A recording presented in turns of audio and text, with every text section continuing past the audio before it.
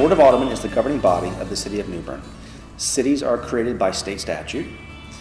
The statute requires that it have a political body that governs the city. In New Bern, we've got 6 aldermen from 6 different wards. Each ward appoints 1 alderman who must reside in that ward. So every citizen gets to vote on the mayor and 1 alderman from their ward. So we have 7 people that constitute the board.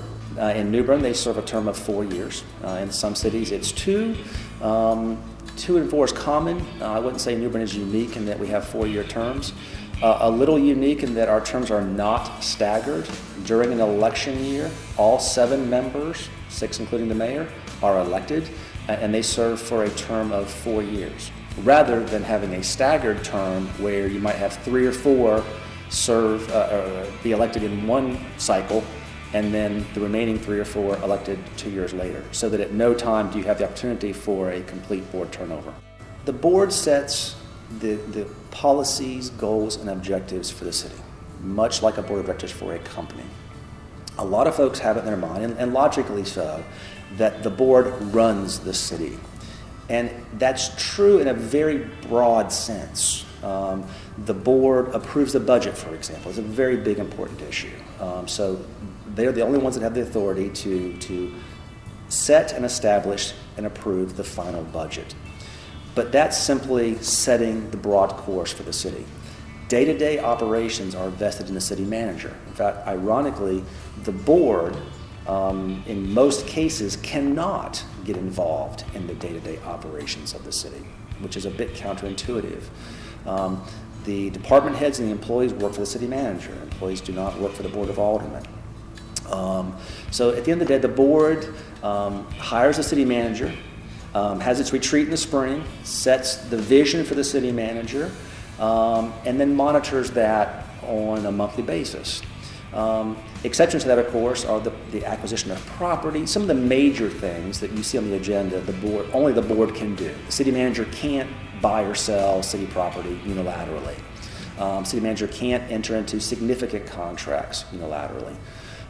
So you need a board to effectively watch over the administration of the city and make sure that the city stays on the path that the board deems the wisest.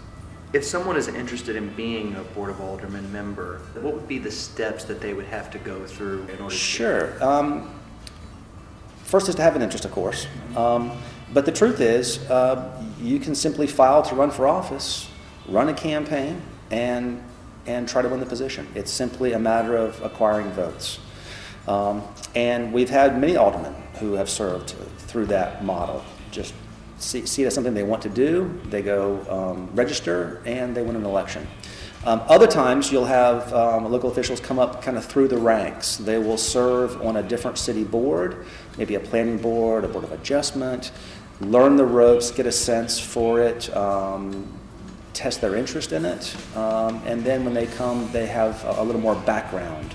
But the truth is, we have great aldermen that come to it from all different angles. The main thing is to have a passion for it, because it takes a lot of time and a lot of interest. And if you don't want to do it, it's just too much work.